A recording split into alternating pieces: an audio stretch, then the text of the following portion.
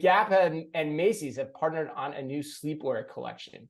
According to Chain Store Age, the exclusive collection of sleepwear, underwear, and intimates for men and women is available now on Macy's.com, Macy's mobile app, and in select Macy's stores nationwide. Prices range from $12.50 to $79.95. And yes, you can tell how I feel about this already from that read. Yes. But this is also the put you on the spot question this week from our good friends at the A&M Consumer and Retail Group. And here it is, quote, let's have it. New Gap CEO Richard Dixon recently Dick Dixon. Dick Back in Dixon, the news. our favorite alliterative name. Do you think people call him Wee Dick? I doubt they do. We might be calling him that from now on. Wee Dick Dixon. All right. He said, we need to make these brands matter more. And I want August 22nd, which was his first day on the job, 2023, to mark an exciting new chapter, for Gap Inc. So the question for you, Ann, is this: is a sleepwear partnership with Macy's the way you hoped Gap would start Wee Dick Dixon's next chapter? Oh, Wee Dick. My guess is, Chris, to answer A&M's question, is that this plan was in motion long before Wee Dick Dixon was seated as CEO. At least I hope. Although he was on the board, but yeah, hopefully this didn't go for board approval. True. I'm guessing though that he was not involved in this specific decision. Right. This was just the result of people saying yes to anything that might bring in revenue for the brand to try to save the struggling Gap brand. And in fact, I'm reading something right now that I want to call out to readers. There's a book called The Kingdom of Prep by Maggie Bullock that I'm reading right now that explores the history of J. Crew, but a good chunk of this book is also talking about Gap because they brought so many people over from Gap. But the whole point of this, and I think this is important for this story, is that it's talking about the different CEOs that keep getting brought in to like revive these brands, and how each of these CEOs have kind of gone in and done that, both at Gap, like Mickey Drexler, and then, you know, when they brought him into J. Crew, like what their hopes are for the people to do this. But I think that what I've found in this book so far, and I think this is applicable for Gap too, is like the people that really have the ability to revive these brands are the ones who are focused on the unique point of view that Gap in this case brings. And I don't know how this is helping the Gap brand or even the Macy's brand. Like there's not enough cachet in the Gap name anymore, I think, to make this like a barn burner seller for the Macy's crowd. Like I would expect that they would go with something like denim or something that's a little more attuned to like Gap's roots, instead of, you know, a sleepwear collection. Like Gap's not known for their sleepwear collection. It's a tell. No, it definitely is. So I just want to understand Wee Dick Dixon. I got some questions for you. Why Macy's? Yeah. Why sleepwear? How are you going to resurrect this brand with your unique style and point of view?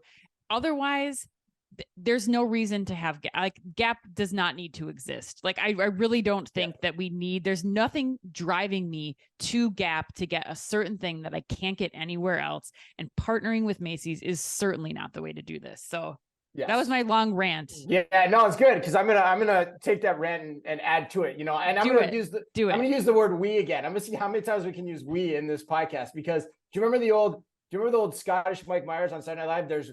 There's wee, little wee, and freaking huge. Yeah, well, I'm gonna go on a freaking huge rant here, Ann, because I 100% agree. This makes so little sense on so many levels. Okay, first of all, I think 3 points I want to make here. First of all, the beauty of Gap and the heritage of Gap is that it isn't a department store.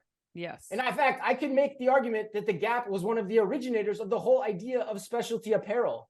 And to see them go into a department store is completely mind-boggling to me. It makes no sense. I can remember a phone conversation that I had vividly with a friend of mine, Louis Fanger. That was his name. He's probably not listening. Still friends with him, but he's probably not listening. But I was 23 years old. I just started working at the Gap, and I was basically like, dude, I love my job. I don't understand why anyone goes into a department store to shop for clothing when they can go to a specialty retail apparel store and just shop inside the brand in the mall. Like, I just don't understand that. True story. I remember that conversation vividly. And now you're putting your products into the department store? Makes no sense. All right. That's, So it's second the point, antithesis of like, It's- wasn't Gap, the creator of Gap created it to sell Levi's. Like that was that's in this book too. Like he created Gap because the department stores couldn't carry enough stock of the Levi's that he wanted to get in the 70s. And then Mickey Drexler came in and supercharged the whole idea of specialty retail. Like, you know, merchant prints. Kudos to him. But then my second point, Ann, is just even better. Like what point does Macy's even serve strategically? You're in the same mall. Like, how does that help either company? And then my last point, which is what you hit on too, sleepwear. I mean, first you had home products with Walmart, which we also said was dumb. Again, something you don't know at the Gap. Now you're doing sleepwear with Macy's. If you really think distribution partnerships are the answer, then why don't you go all in and be done with it and put your logo on your sweatshirts and start selling them on Amazon? But oh wait, you already do that. Remember, they already do that too. So I mean, good luck, Dick Dixon. You've got a hell of a job in front of you. And at the end of the day, when it gets right down to it, it starts with better product and better in-store experience. In the Gap stores themselves, if you think wholesale is going to save you, no way in hell. It starts with better products and better experiences in your brands themselves. That's what's going to matter. Approaches like this aren't going to fix a damn thing, a goddamn thing, Ann.